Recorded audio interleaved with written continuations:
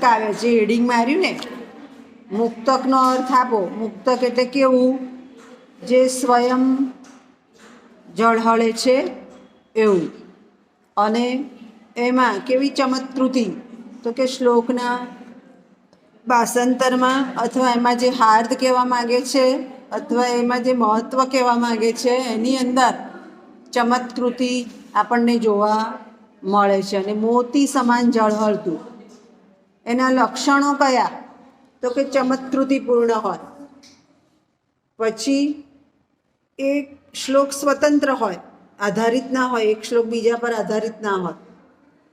લાઘવ હોય, લાઘવ એટલે ટૂંકમાં જ કહી દે, લાંબુ લાંબુ નહીં, એક શ્લોકમાં પતી જાય વાત.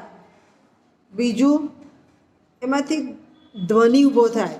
ધ્વનિ એટલે મેં હમણાં જ કહ્યું કે તમને સમજ નથી પડતી એમ સીધે સીધું ના કે, પણ આને સમજતા વાર લાગે છે. ધ્વનિ છે, વાર લાગે છે.